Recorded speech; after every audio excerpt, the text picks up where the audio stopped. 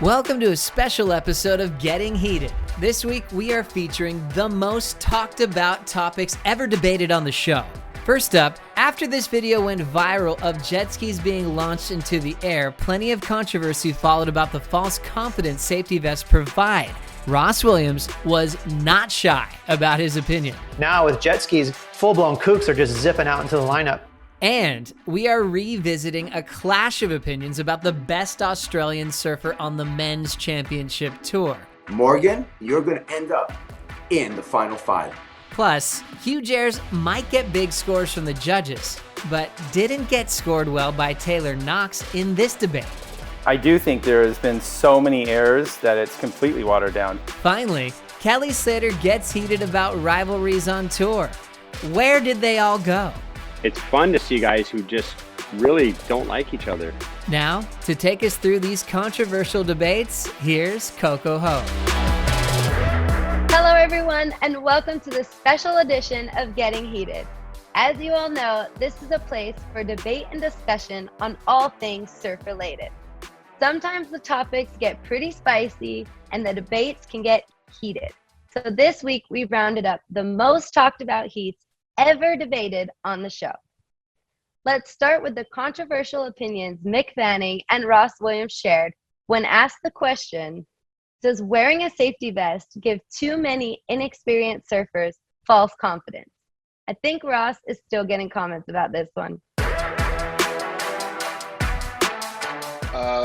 Straight answer is yes. I think the invention of the vest was to save lives, and I think people are getting some, courage that I don't know where it comes from. For me personally, I'm scared to put on a vest because it means I have to go. So it's not only vests, I think it's jet skis as well. I think we've got to have some sort of licensing, or maybe it's a safety course that you got to prove to send in to get one of these vests, and also get a jet ski license to go and surf these big waves. And it's not only Hawaii, it's all around the world.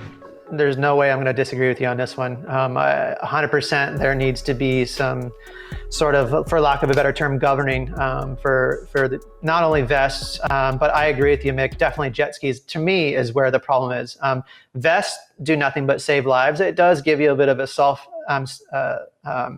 false security, but skis get you into the lineup. And that's where big wave surfing, in the 70s, 80s, and 90s was a big deal because you had to get there on your own accord. Now with jet skis, full-blown kooks are just zipping out into the lineup, where they wouldn't be normally. So jet skis is the real problem. And we saw just a couple days ago during that incredible swell, I had all kinds of friends out there that were just saying, man, it was unbelievable. Half the guys out there had no business of being out there. There was looky-loos. We all saw that white ski jump 60 feet in the air and almost killed someone. I think it's going to get to the point, unfortunately, where we're going to have lifeguards that will have to police lineups and actually, tell people to sort of scale back because there are just way too many dudes in the lineup. That footage of those jet skis, that was incredible. That was just straight up scary. I'm glad everyone's safe and healthy and alive. But yeah, I think when it comes to big wave surfing and jet skis and all that sort of stuff, there's got to be some sort of governing, and there's got to be some sort of course to get you out there. I know surfing's a free sport, but look, it's for not only the safety of the person going out, but it's safety of others. It's kind of necessary because when it comes to life and death, you don't want people dying over, trying to enjoy the waves. So just needs a little bit of organization, I think. Same in Australia, right, Mick? There's carnage there too. Every day. Look at Darren Hanley. Sorry, Darren. When we return, Kaipo and Strider clash in a debate about who is the best Australian surfer on the men's CT. You're saying he's better than the other athletes from Australia? I'm going to say yeah. And we found out not everyone is loving all the airs in competition. They were just taking off on closeouts, basically. Wave selection didn't even matter at all. We'll revisit Taylor Knox's unpopular opinion when we come back. Welcome back to the special edition of Getting Heated, highlighting the most talked about heats ever debated on the show.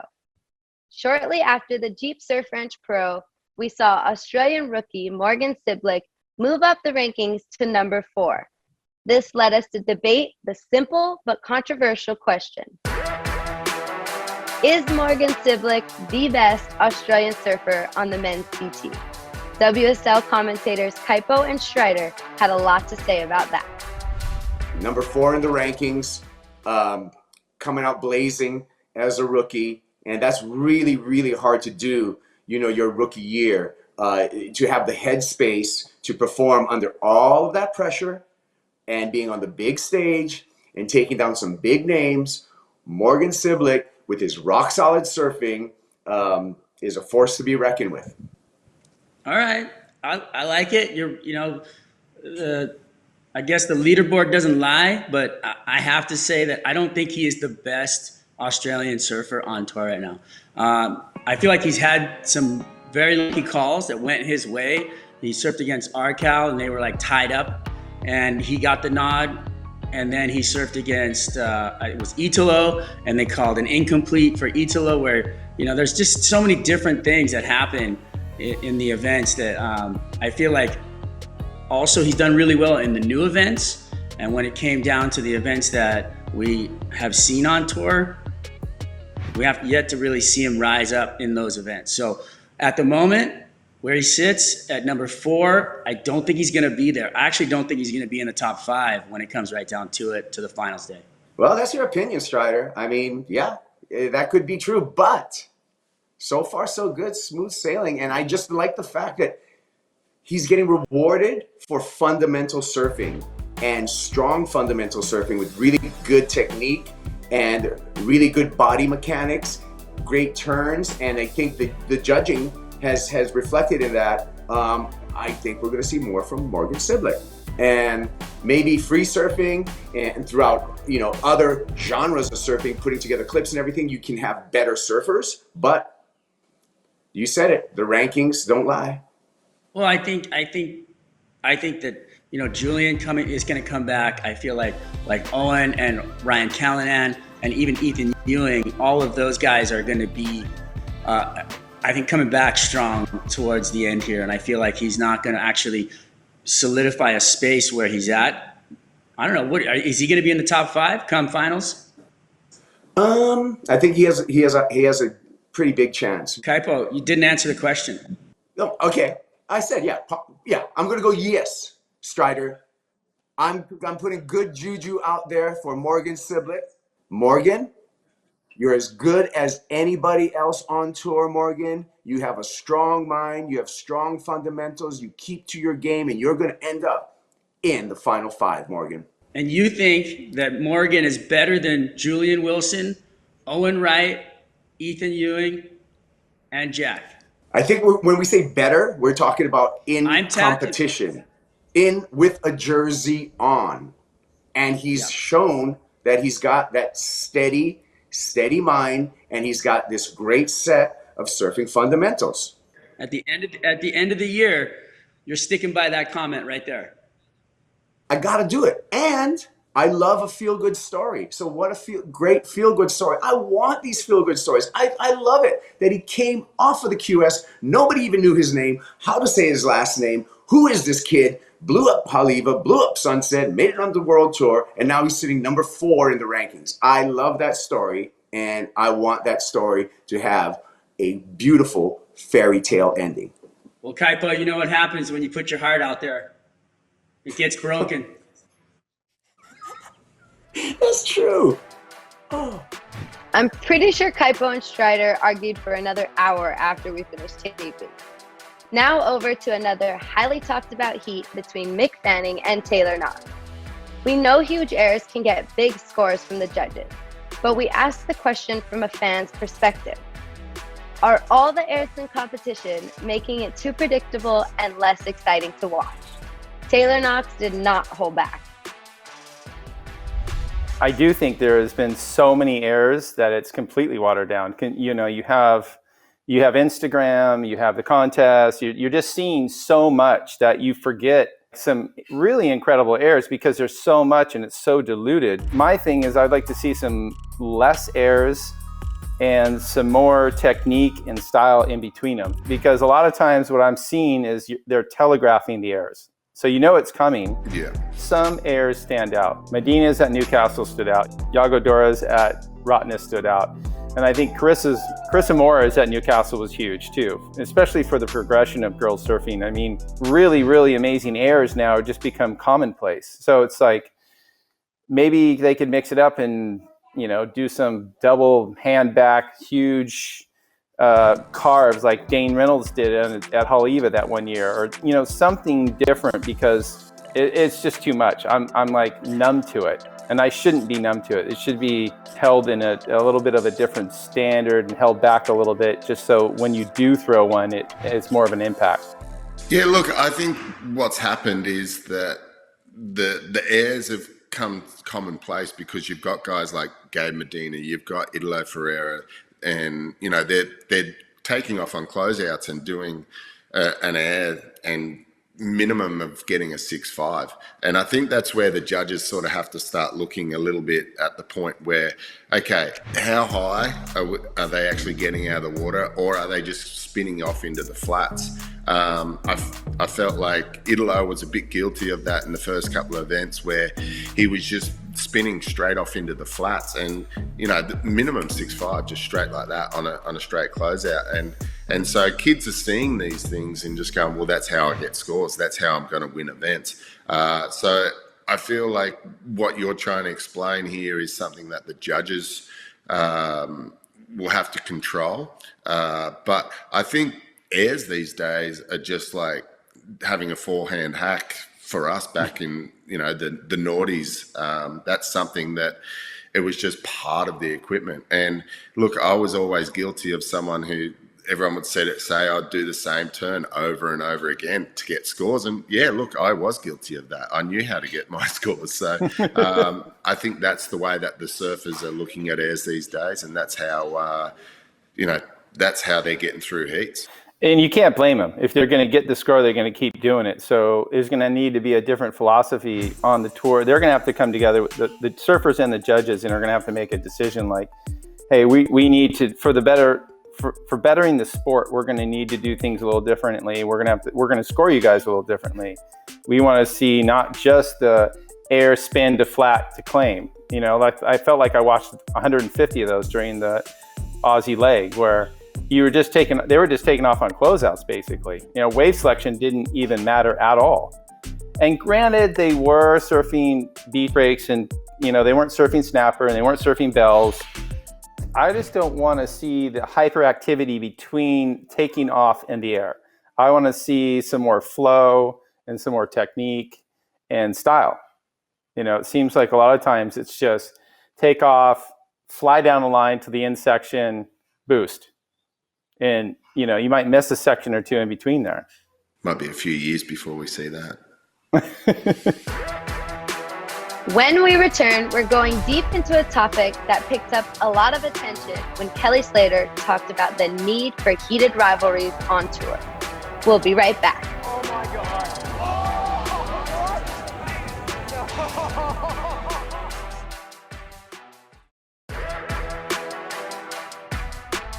Welcome back to this special edition of Getting Heated, bringing you the most talked about heats ever debated on the show. When Kelly Slater is our guest, more people tend to tune in. And when the GOAT talks about the most heated rivalries he's ever seen on tour, that conversation goes viral. We asked the question, does it hurt the tour to not have competitors who want to smash each other? Here's what Kelly and Ross had to say.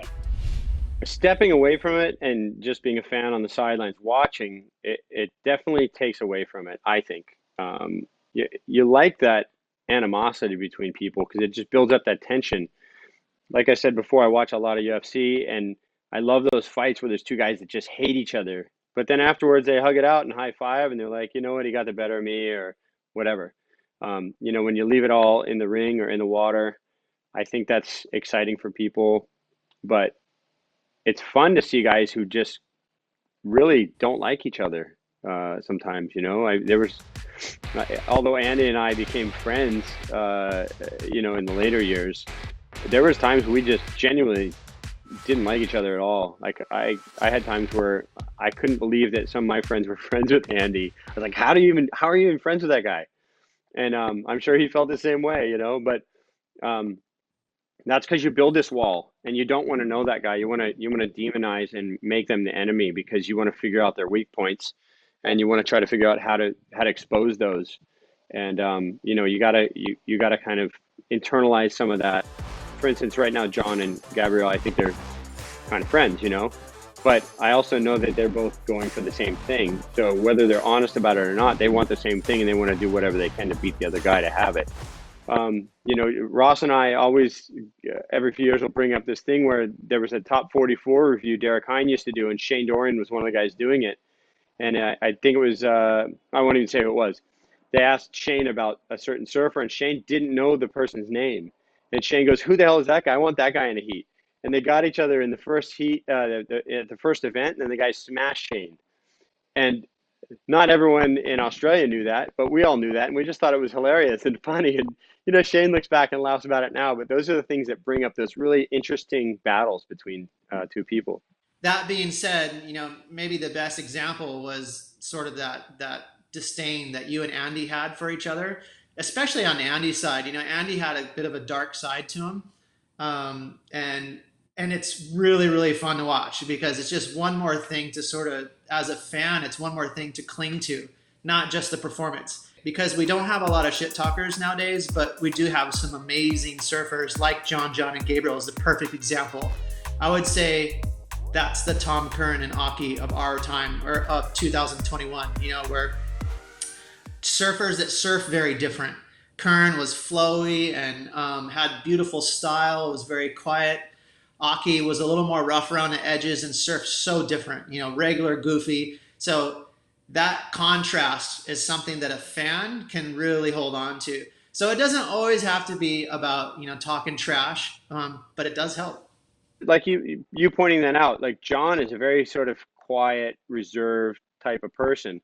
Gabby doesn't say a whole lot, but he clearly is a demon in the water. You know, he wants to win at any and all costs, and you've seen it. He is the most ruthless competitor that maybe I've ever seen on tour. I mean, it reminds me of only a couple guys I can remember surfing against, like a Robbie Bain or Potts. You know, a couple of those guys were pretty vicious, and that's the way that Gabe is now. Zeke was that way with John at Bell's, and it creates this controversy and it creates these talking points that become interesting. You know, Zeke probably knew that just on the basis of going out there and surfing, John's probably going to beat him more times than he's going to beat John, but he's got to figure out something to throw John off his game, so he did it. Yeah, and that's the thing, because you know, these rivals and things to cling on to, again, as a fan, it doesn't always have to be about the trash talk, but man, you almost can't draw much more of a different line between Gabriel and John. So that's kind of is the example that everyone keeps going to, because they surf so different. As you mentioned, Gabriel's you know, way more of a competitor. You know, he's out there constantly analyzing the landscape and how he's going to win. Whereas you have someone like John, who's more of a natural surfer, who's out there and has a lot of pride in his surfing. He wants to surf really well, and that's how he ends up winning. But that being said, it really is fun when someone's a little more brash.